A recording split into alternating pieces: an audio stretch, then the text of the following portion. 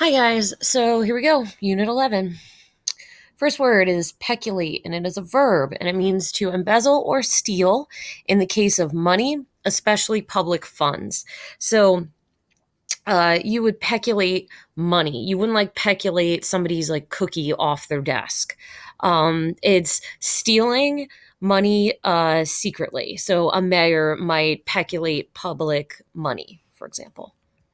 Palpable. It is an adjective and it means of a feeling or atmosphere so intense as to seem tangible. So, a palpable sense of loss. Like the feeling is so thick, it's almost like you can taste it. So, it's so obvious, it's palpable.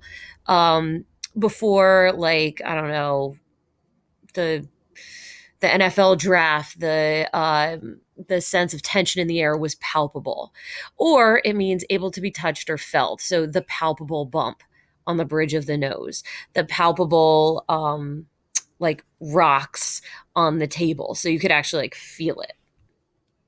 Megalomania, it is a noun, so it's a thing.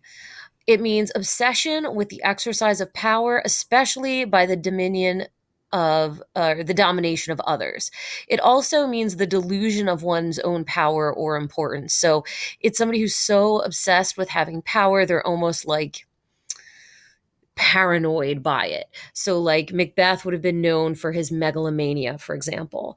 Some of the characters in Watchmen might be known for their megalomania, especially Adrian. A masochist. A masochist is a person who enjoys an activity that appears to be painful or tedious. So, somebody who does something, even though what they're doing might hurt them, they would be considered a masochist. So, um, let's say you're somebody who like works out a lot, right?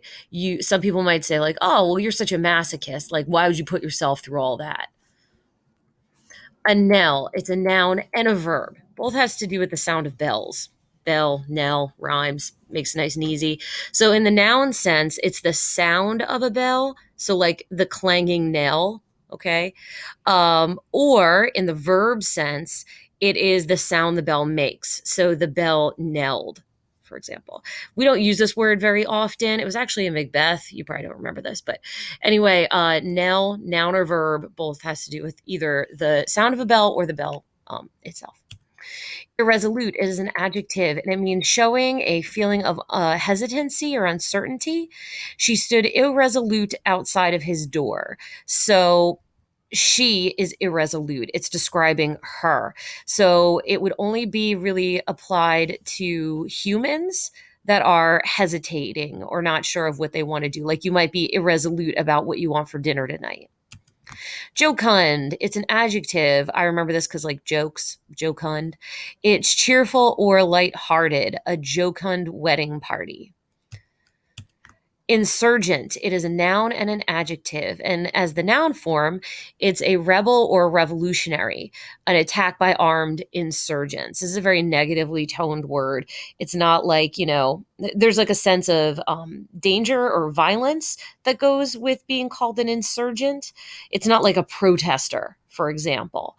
In the adjective form, it means rising in active revolt. So the alleged links with insurgent groups. Again, there's a sense of like violence associated with the rebel or revolutionary.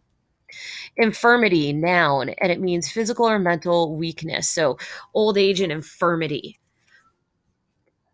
Imperial, it's an adjective and it means relating to an empire. So Britain's imperial era. So sovereign, princely, the imperial banners.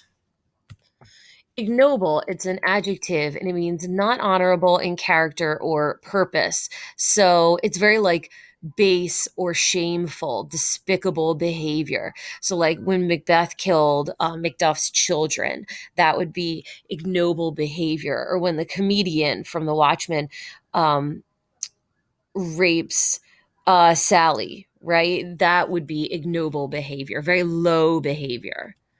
Heinous, it is adjective, and it means of a person a wrongful act, especially a crime. Obviously wicked. So a battery of heinous crimes. So for example, like Adrian in The Watchmen, his whole plan of killing all the people in New York, that would be heinous behavior.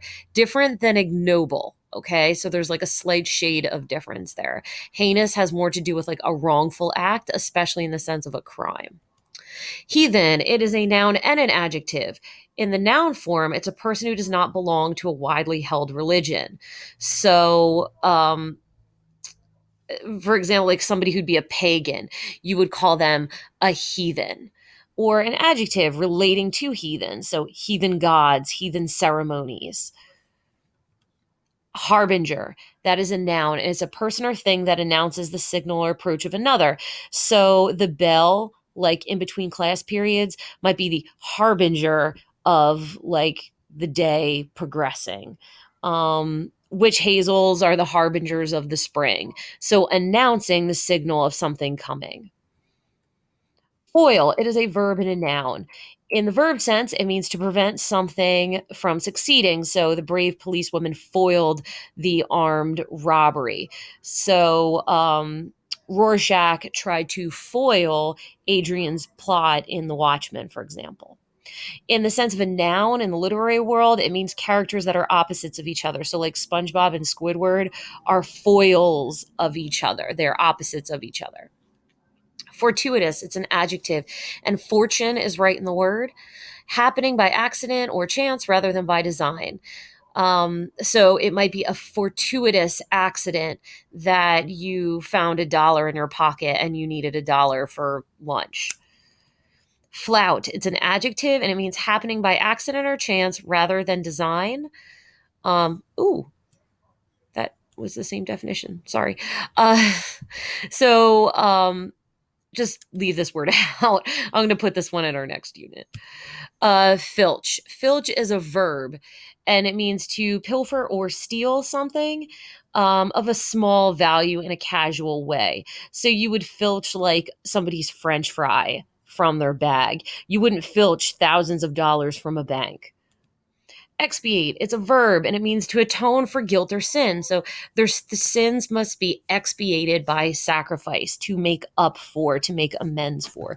You would expiate. um Exculpate, it is a verb and it means to show or declare that someone is not guilty of wrongdoing. So the article exculpated the mayor, it declared that someone was not guilty. Okay, I think that's it.